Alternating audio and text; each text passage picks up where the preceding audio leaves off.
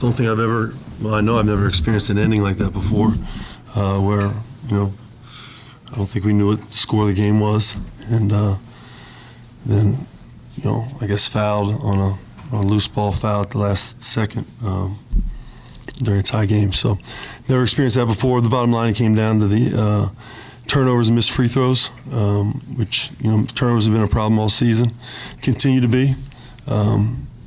We're, I think, third in the country right now in turnovers that aren't steals.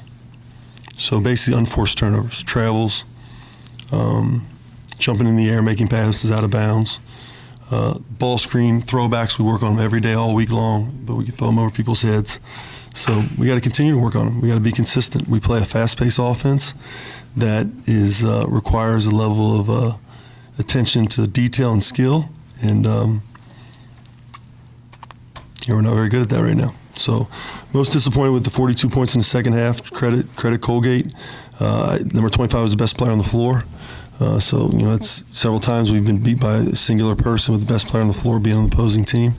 And we had about 3 different matchups on him, tried several different things. He's a tough matchup. Bottom line, he's a tough matchup.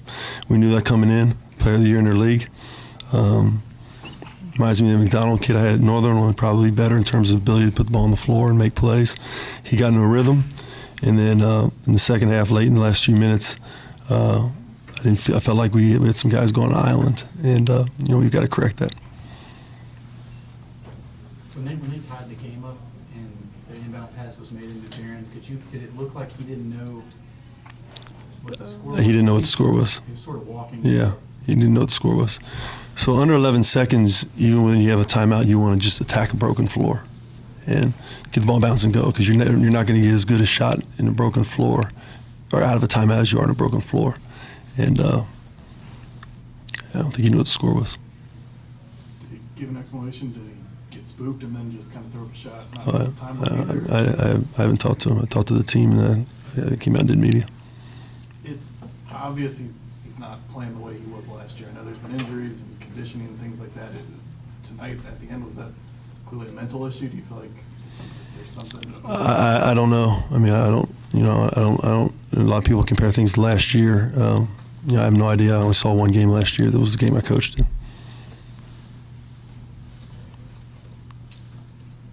You mentioned turnovers, foul shots, kind of another up late in the second half and lose it. Is there an explanation for that other than the ones that you've offered, or something you feel like? I got to do a better job putting guys in the right spots. I got to do a better job of putting the right guys on the floor, I guess.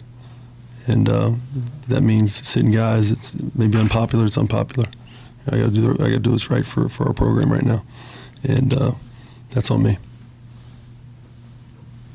Did you get a good look at the foul that they called at the end? I didn't. I mean, I'm shocked it was called. I mean, shocked that you could go call a foul like that in a situation like that. But I was also shocked at the number of fouls that were called late in the game tonight. Anything else? You mentioned Ivanauskas. Was there something you guys feel like you did better on him in the first half that didn't do in the second half? Or was it That's a good question. No, I felt like they made some adjustments offensively, took advantage of some ball screen stuff. I thought Chris McNeil probably did a good job on their ball handler. Micah let the ball handler get free a little bit, which caused our big to have to be drug out, and they threw back. Sorolla did the best job on him, but then once he got it going, it's just tough because Chris gives us so much offensively, and Sorolla gives us more defensively right now. So we'll look at it on film, other than I think they put our guys in some different positions. Chris get an IV or something? Yeah, he got an IV. Yeah. Was he sick or not feeling good? No, I think he was cramping up. So we had to take him out for a longer period of time than I wanted to. I know you guys have been working on the turnovers. Is there a common theme or thread with why that keeps? We'll just have to keep, we'll have to get over a long period of time. All of a sudden, we'll just have to keep doing it. What I'm not going to do is I'm not going to walk the ball and run the shot clock down and hold the ball and then hope we don't have a turnover, so we just shoot the ball. We're going to play a flow offense. It's going to help us ultimately. We got to get better at it. And guys got to be willing to live in the details of it during the course of the week. We got to get our entire roster to practice. That helps too. Thanks, guys.